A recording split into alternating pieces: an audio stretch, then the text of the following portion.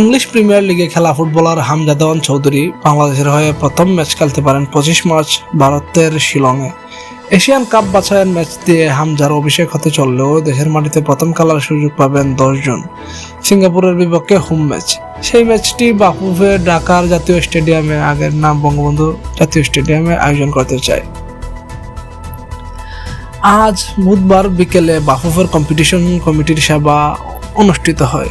সেই সভায় Asian Cup বাছাইয়ে বাংলাদেশ সিঙ্গাপুর হোম ম্যাচটি ঢাকা স্টেডিয়ামে আয়োজনের সিদ্ধান্ত নেওয়া হয়েছে বলে জানান কমিটির চেয়ারম্যান ও ফেডারেশন নির্বাহী সদস্য গোলাম গাউস। 10 জুন হামজা বাংলাদেশের মাটিতে প্রথম খেলবে। অসংখ্য ফুটবল প্রেমী স্টেডিয়ামে এসে ম্যাচটি দেখতে চাইবে।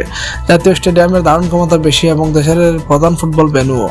আমরা চাই হামজা ঢাকায় প্রথম ম্যাচ জাতীয় স্টেডিয়ামে হোক এবং জাতীয় স্টেডিয়ামে দীর্ঘদিন পর ফুটবল একটি বড় ম্যাচ দিয়েই ফিরুক। গত 3 বছর বাংলাদেশ ফুটবল দল আন্তর্জাতিক ম্যাচ খেলেছে কিংস অ্যারেনায়। 2021 সালে আগস্ট থেকে জাতীয় স্টেডিয়ামে সংস্কার চলছে। কাজ হচ্ছে গ্যালারি শেড স্থাপন ও ফ্লাডলাইট প্রতিস্থাপনের। সংস্কার কার্যক্রম এখনো চলমান হলেও জুন ম্যাচের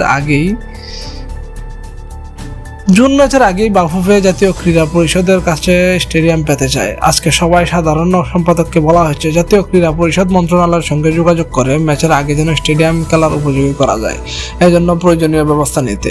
অন্তত মাঠ আমাদের বুঝিয়ে দিলে মাঠের বিষয়ে আমরা কাজ করতে পারবো।